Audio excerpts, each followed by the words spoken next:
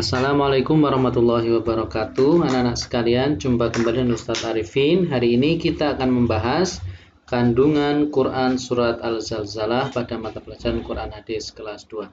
Anak-anak, sebelum mulai belajar, seperti biasa, anak-anak biasa di sekolah sudah diseragamkan untuk membaca doa. Tolong ikuti dengan betul, dengan bagus, termasuk ketika belajar di rumah. Mengawali hari sebelum belajar, silakan berdoa seperti yang telah diberikan contoh. Ustadz Arifin akan putarkan dan kita baca bersama-sama doa ketika akan mulai belajar sesuai dengan yang telah kita lakukan bersama-sama. A'udzu billahi minasyaitonir rajim. Bismillahirrahmanirrahim. Asyhadu an la ilaha illallah wa asyhadu anna Muhammadar Rasulullah.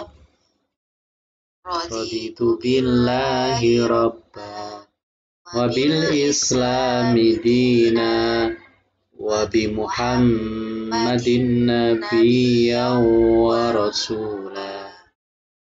Rabbi zidni ilma warzuqni fahma. Amin. Baiklah anak-anak sekalian, kita akan lanjutkan. Silahkan disimak. Anak-anak, setelah anak-anak nanti menonton video ini, Ustadz Arifin harapkan satu, anak-anak bisa hafal Quran Surat Al-Zalzalah. Sebagaimana yang telah kita hafalkan, ini adalah kompetensi yang harus anak-anak kuasai. Yang kedua adalah mengetahui kandungan Quran Surat Al-Zalzalah. Anak-anak sekalian, Quran itu ada untuk memberi peringatan, petunjuk kepada kita. Nanti insya Allah Ustadz Arifin akan jelaskan kenapa surat Al-Zalzalah itu dan isinya membahas tentang apa. Oke anak-anak, kita akan langsung mulai. Insya Allah videonya Ustadz Arifin buat supaya tidak terlalu lama.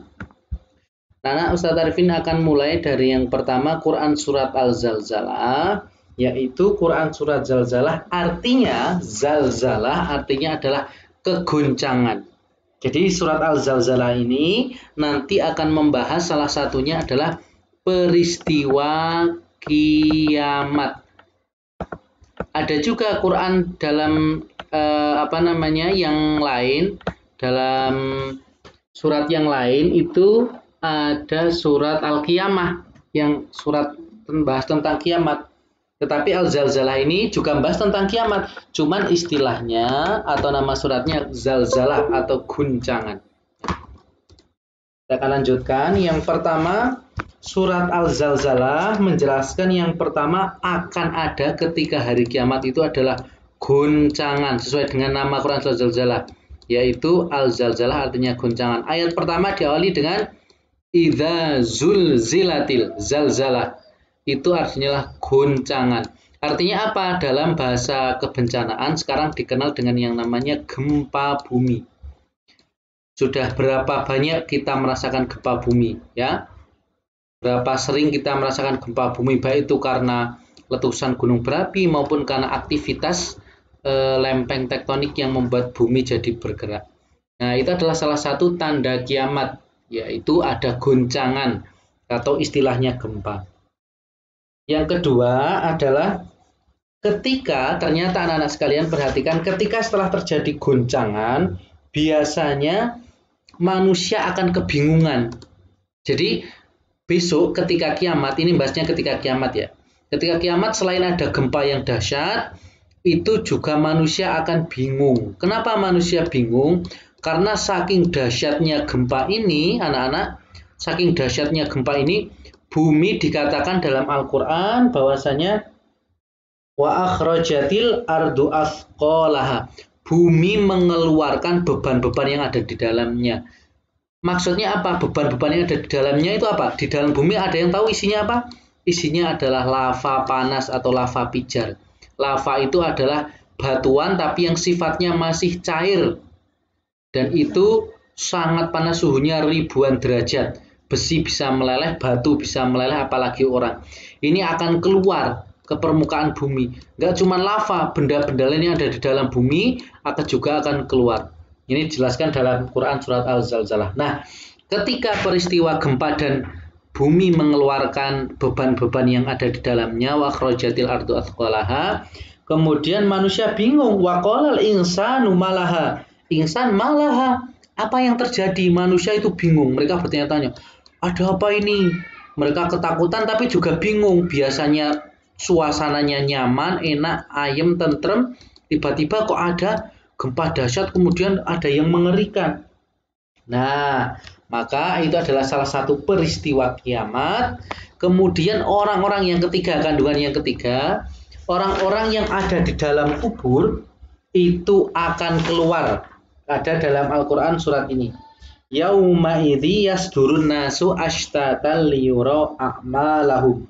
Pada hari itu manusia keluar dari kuburnya dalam keadaan berkelompok. Kita kan hidup sejak zaman Nabi Adam. Orang manusia hidup sejak zaman Nabi Adam.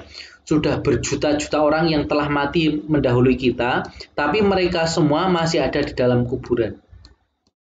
Loh, bukannya sudah membusuk Ustadz? Iya, memang sudah membusuk, tapi anak-anak ada salah satu fakta yang ilmiah bahwasanya seluruh tubuh manusia ini akan hancur kecuali satu tulang, yaitu ada di bagian tulang belakang. Itu ada bagian kecil yang tidak membusuk, dan tulang itu akan Allah katakan dalam Al-Quran juga jelaskan, ada orang yang menyepelekan, gimana bisa Allah menghidupkan orang yang sudah jadi tulang belulang. Dengan hanya satu titik ini Allah bisa menghidupkan manusia kembali. Maka ketika itu manusia-manusia yang sudah mati yang tinggal satu tulang kecil yang ada di belakang ini, mereka bangkit atau keluar dari kuburnya. Mereka keluar dengan cara berkelompok, orangnya banyak jadi satu. Kemudian perhatikan anak-anak, setelah ini ada ayat yang luar biasa, sering digunakan untuk ceramah dan luar biasa. Yaitu ketika mereka keluar dari kubur secara berkelompok, mereka akan yang keempat, mempertanggungjawabkan, tanggung jawab. Apa yang dipertanggungjawabkan? Yang dipertanggungjawabkan ternyata tidak cuma sholat, tidak cuma haji, tidak cuma ketika kita nakal misalnya menyakiti orang lain, tetapi dijelaskan bahwasanya fama ya'mal mithqala dzarratin khairan yarah wa may ya'mal mithqala dzarratin syarran yarah. Sebesar dzarrah, dalam Arab disebut dzarratun.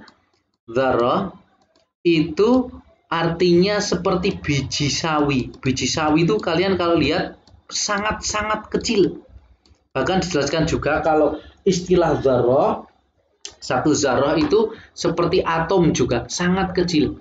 Itu akan dipertanggungjawabkan anak-anak. Jadi nggak cuma hal yang tentang sholat, tentang ngaji, ternyata hal misalnya sepele satu. Misalnya kita pipis akan dipertanggungjawabkan. Misalnya kita membunuh nyamuk. Nah, kalau membunuh nyamuk karena menyakiti boleh. Tapi kalau niat membunuh nyamuk karena misalnya ingin menyakiti saja padahal dia tidak mengganggu, tidak, ya itu nanti akan dipertanggungjawabkan. Atau misalnya yang lebih mudah anak-anak sekalian, ketika anak-anak ada semut yang jalan, dia nggak punya salah kok kalian sakiti, kalian juga akan mempertanggungjawabkannya. Ya, jadi kita istighfar, astagfirullahaladzim. Mungkin kita telah melakukan hal-hal buruk, meskipun itu kecil anak-anak. Meskipun itu kecil, biji sawi akan dipertanggungjawabkan. Keburukan kecil biji sawi akan dipertanggungjawabkan. Begitu juga dengan kebaikan.